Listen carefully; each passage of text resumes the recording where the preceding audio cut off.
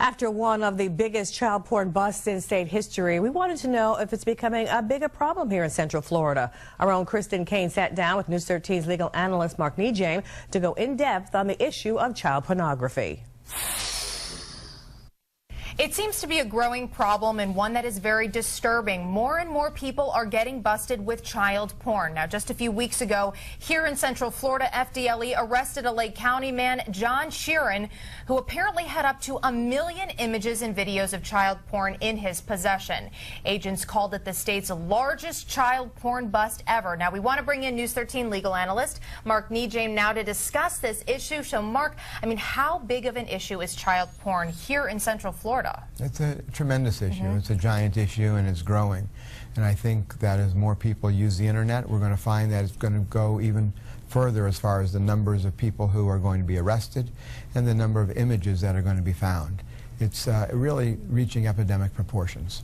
Let's talk about those images and video of child porn. I know it's hard to even imagine. It's hard to talk about. How is that video and those pictures? How are they even accessible to people? Well, they're not hard to find. We find that with many people that they become truly sex addicts, and so it's taking a higher and higher amount of product of material to sexually stimulate them.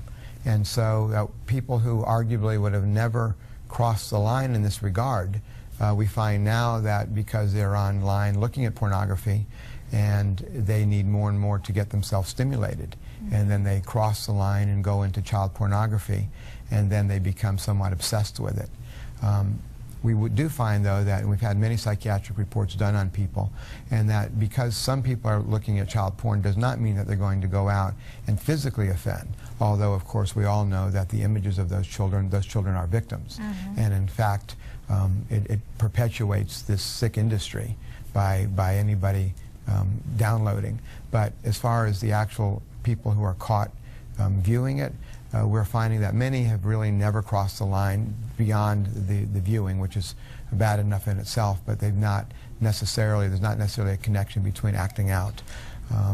We're finding that many people are being arrested, and there's a very, very intense investigation that goes on statewide and locally.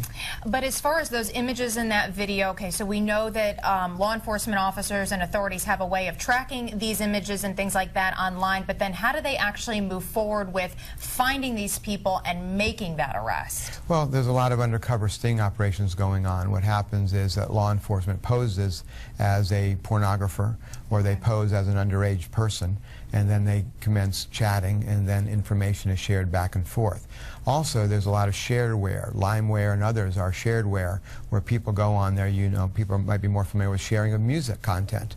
Well, here there's an underworld and underground aspect of sharedware as it relates to child pornography. So they get into those groups, often monitored by law enforcement. So I would tell anybody that if in fact they find themselves being interested in this, they need to get to a psychiatrist, to a therapist, and fix this issue, because it is a growing addiction issue. Because sooner or later they will get caught, and the penalties are incredibly severe, not necessarily inappropriately. You are going to be forever, even if you escape with a minimum amount of jail time, which is infrequent. Usually it's a substantial amount of prison time. You're forever going to be classified as a sex offender, and that will carry with you forever. So it's not a matter of if, it's a matter of when. Typically so, absolutely. All right, News 13's legal analyst Mark NeJame. Thanks, Mark.